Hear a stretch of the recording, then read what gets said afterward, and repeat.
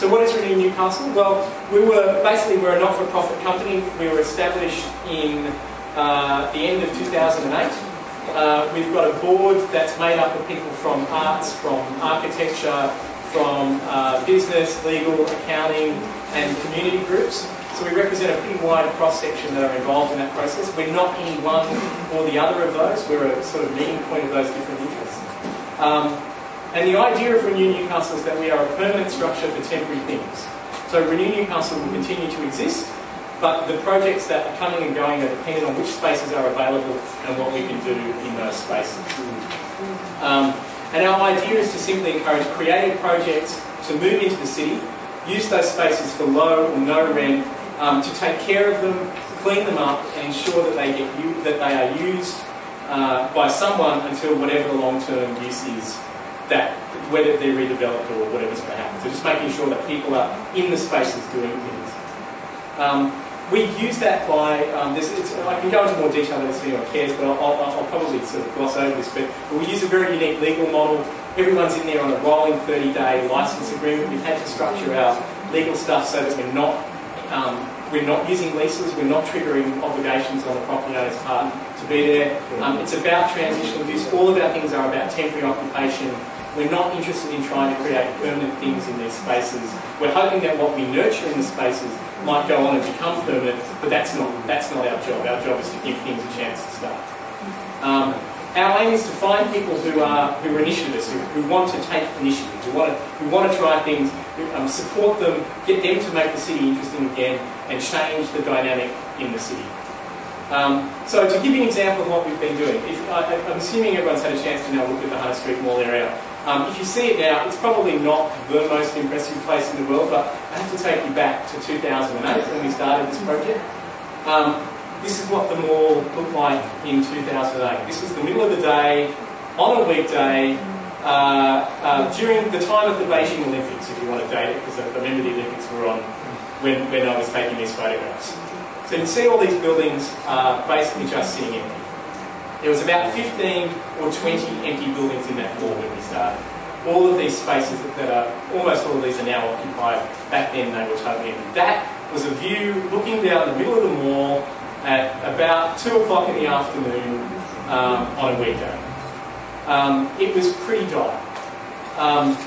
What we've been able to do in that space is pretty impressive. This was last summer when we had the Red Lantern night markets in the mall. And to give you an idea of just how much of a difference, I've got all these great quotes from people going, wow, you've done a really, really good job. The best quotes are these ones from someone in the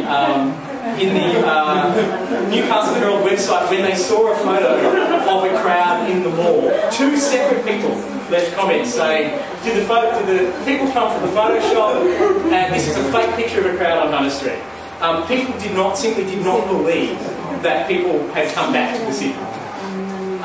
This is what we've been doing. Basically, we've been getting all of these spaces. These are all spaces that you saw empty before. We've been opening them up. We've been making them available to artists, craftspeople, people who want to use them to temporarily activate them, and in doing so, bring activity and bring life back. So you just sort of see through these photos that these buildings were all empty before. You'll see them now being sort of used and active. That's our headquarters space where someone's going to be spending some time. That hadn't been used in a couple of years. That's Surf House Photography. That's a business that opened up in the mall, lost its temporary space, is now reopened. Everyone from Japan, if you want something to take home, get a lovely photograph from across the road here. Beautiful Newcastle beach.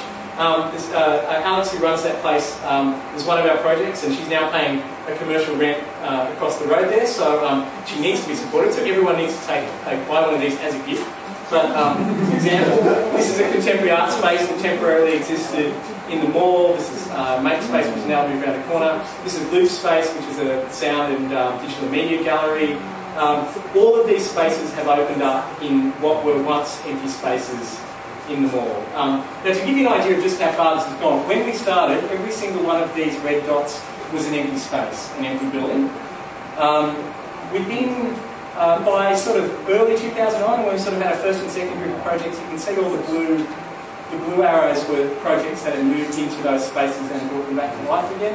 By the end of the year, you can see there's still a lot more blue arrows. We're starting to see the blue arrows overtaking the red ones. And then by the end of by the very end of last year, all of those yellow arrows are new commercial tenants that actually moved in into the mall for the first time in, it's the first time first time practically anything new at Burnie has opened in about 5 years. So it's quite amazing to sort of see this transformation. So that's the before and that's the after. That's the difference that we've actually made through doing this scheme in that period of time. So yeah, as I said, we've opened 40 plus projects and enterprises since February 2009.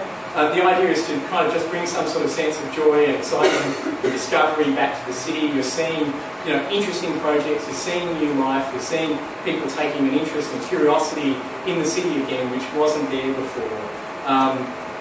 We're currently managing nearly, okay, Marty, correct me, that should be 25. She thinks it's actually 30. We're very precise with our figures here, but we certainly have a lot of space to run. Several of the projects are becoming viable. They're actually paying commercial rents. We'll soon be up to, I think, 6 or 7 that have actually come through our scheme and are now paying commercial rents. And as you can see, those other commercial tenants are kind of moving around it. Our aim from here, what we've started to do is move, we're moving further west. So we're starting to move along this long main street. We've opened up one little space up here, which is a bit of a beachhead. It's a, basically it was this building, that was what it looked like when we started. We literally see the smashed windows, the boarded up areas, whatever. It now looks like that. A group of people have got in there and have literally rolled their sleeves up, cleaned the space out. That's now a record label. These guys are running a record label from their bedroom. They're now running a record shop, their distribution business out of that space. And we're in the process of onboarding. Next to that, if you go up there, there's a sort of 3 or 4 more spaces. We're slowly trying to take the boards off those.